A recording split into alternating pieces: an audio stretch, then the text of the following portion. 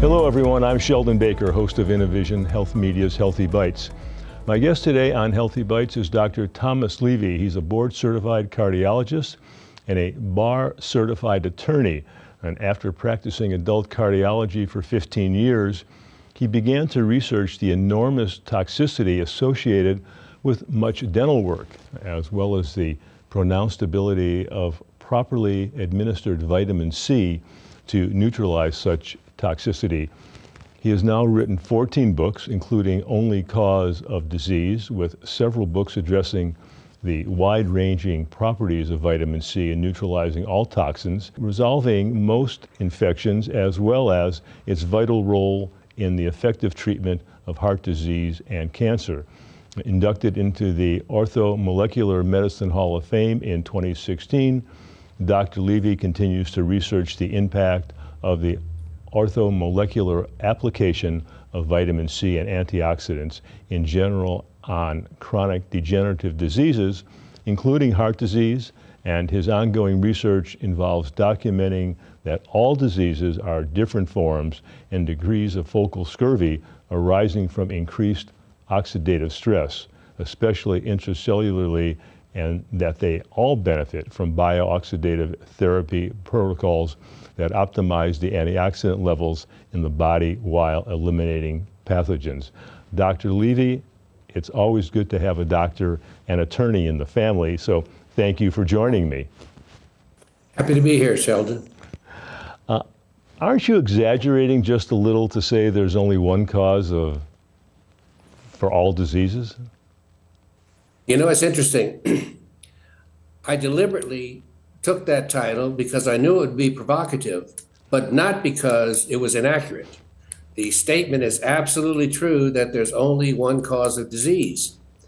And the only cause of disease is something that causes excess oxidation, which turns out to be toxins.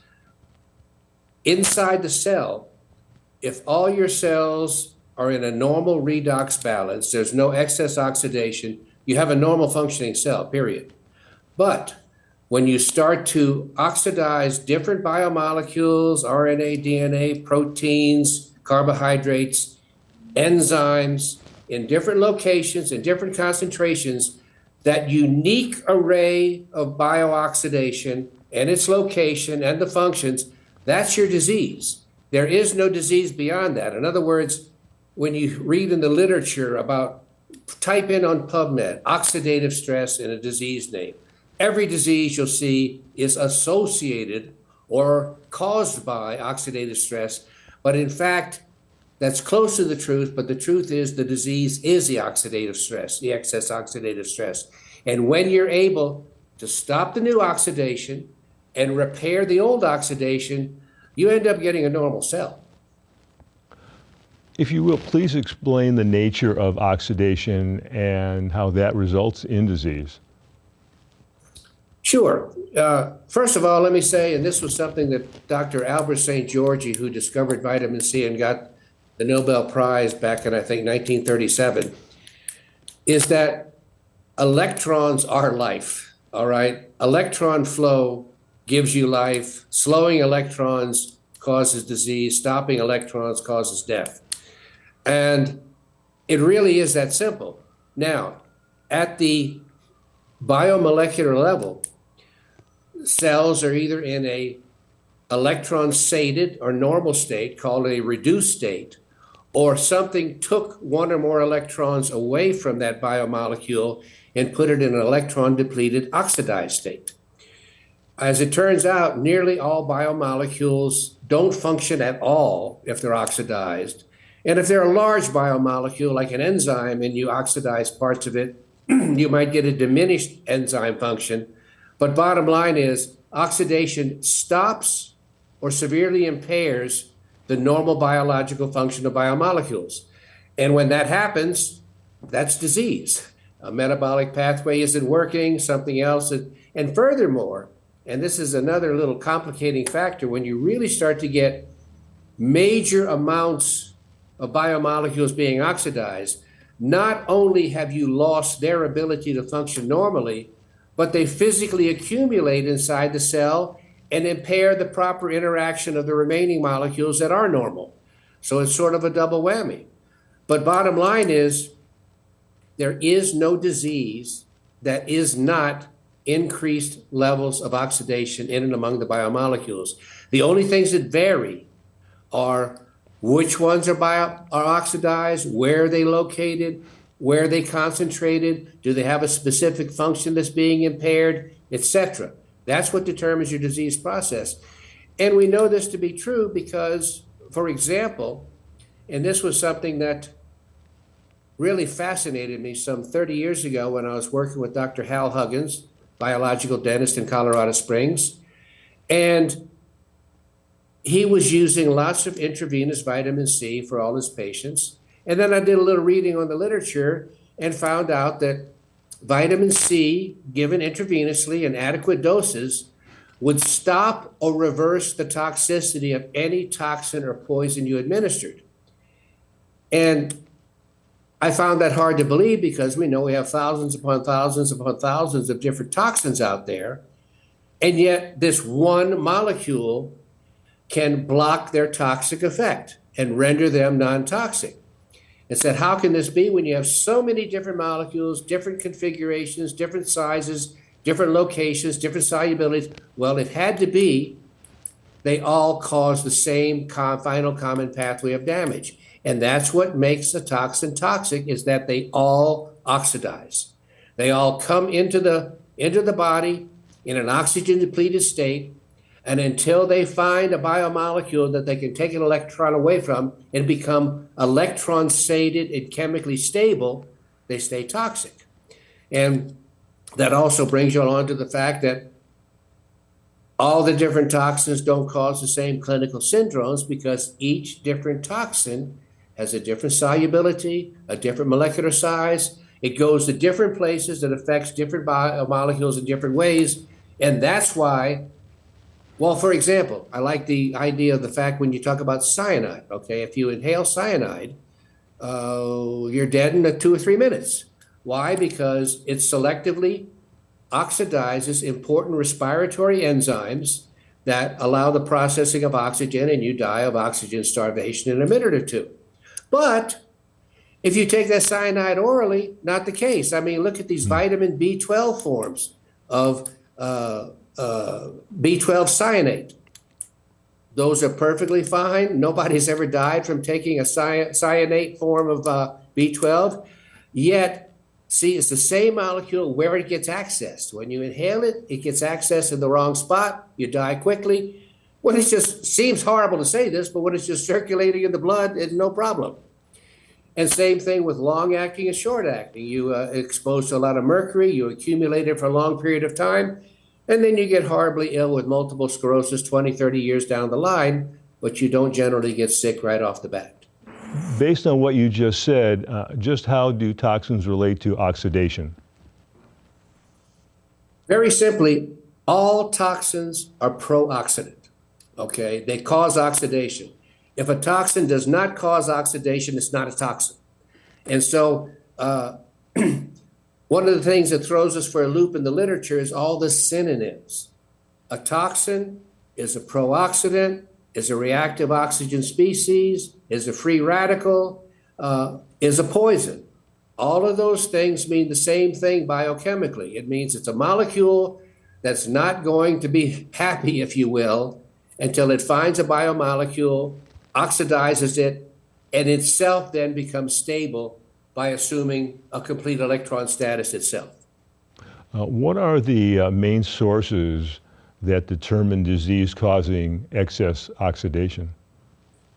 Well, as I said, we know there's thousands upon thousands of toxins out there, and you get a large enough exposure to any of them, you'll get sick. Now, the point though is dose. I mean, you do everything you can to have pure water, pure air, pure food, etc., and that's fine. However, as it turns out, statistically speaking, virtually everybody on the planet gets sick and dies from one of 3 different main sources of toxins. First and foremost, and I learned this from Dr. Huggins quite some time ago, is that the mouth is a cesspool of pathogens. And and because of that, whenever you start to get an infected tooth, the array of pathogens that come in, bottom line is the primary source of toxins across the board are ongoing infections and infectious processes. So pathogens and pathogen reproduction produces the most toxins. And when you have a root canal, an abscessed tooth, low grade but asymptomatically infected tonsils, inflamed but chronically diseased gums, these link you to all the different diseases there are, okay? They also have a further negative impact because what do you do with things that are producing pathogens in your mouth? You swallow, okay? Mm-hmm. And every time you swallow, you hit the gut with pro-oxidants and toxins, and that's why most people have a diseased gut. Most people have the abnormal microbiome, the leaky gut, and advanced forms like Crohn's disease and these sort of things. It's amazing, and I've had a substantial amount of experience with this, people getting back to me when you do things like hydrogen peroxide nebulization and you start knocking all the pathogens off that are low-grade colonized in your nose and throat, but you're not aware of it, it's amazing the changes that take place in your gut. So that's the big one. That's the big one, okay? Dental infections, mostly dental in origin, okay? Now, number two is heavy metal toxin accumulations. Now, these are not associated with infections, but are enormously toxic. And we have a lot of data to show enormous amounts of mercury in the heart, cadmium, other areas. The heart appears to accumulate them especially rapidly because it has such a high metabolic effect. But as it turns out, when people get older, and some of them start developing enlargement and heart failure, virtually all the time, these are enormous lifetime collections of mercury, antimony, interestingly, another heavy metal that we get from plastics, plastic bottle, plastic water bottles, and a whole host of the other toxins.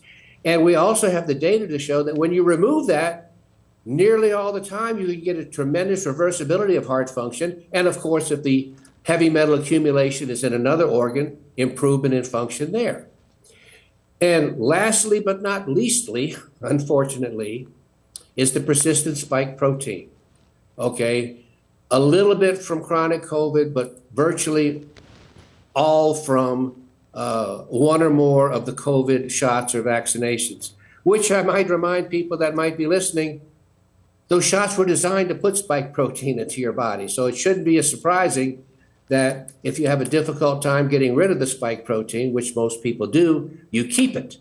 And the spike protein replicates, and even the whole spike protein and pieces of the spike protein are highly toxic. So this is what we call long COVID with persistent spike protein. The data now shows probably 20 million or more Americans have chronic COVID, long COVID, and over 300 to 400 million people around the world. And I suspect probably even more, because this is the great imitator. The spike protein can affect any area of the body. When they do autopsies, for example, in people that were sick with COVID or post-vaccination, they find the spike protein in every tissue, every organ.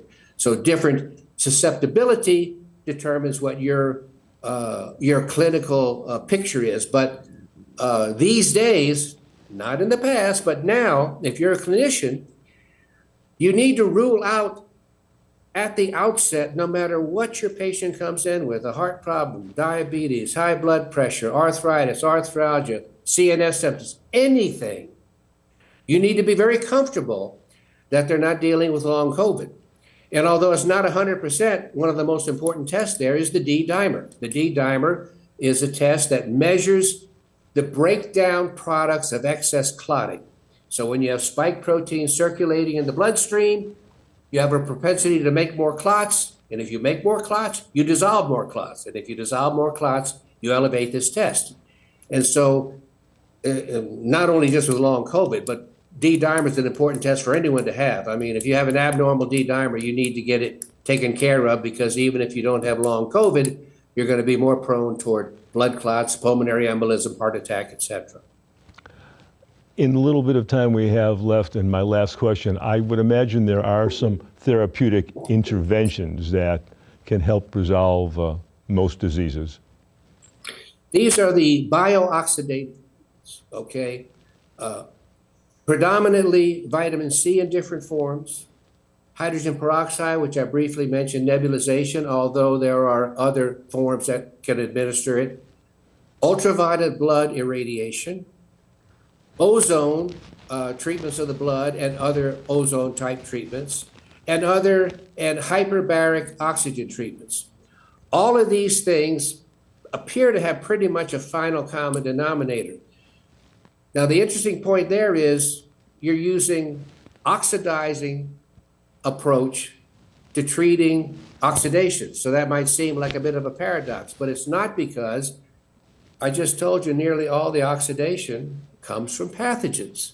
And the way you kill pathogens is with powerful oxidative therapies. And once you knock out the pathogens, then you stop producing the toxic byproducts, and the antioxidant status of the body can then gradually come to normal. And if you have a normal antioxidant status, more specifically, and there's lots of things that affect this, but if you can restore your intracellular levels of vitamin C to normal, you've got a normal cell, a normal tissue, a normal body. All good information that you shared with us today. Dr. Levy's book is The Only Cause of Disease. Dr. Levy, great having you here today. And thanks to all of you for watching Healthy Bites.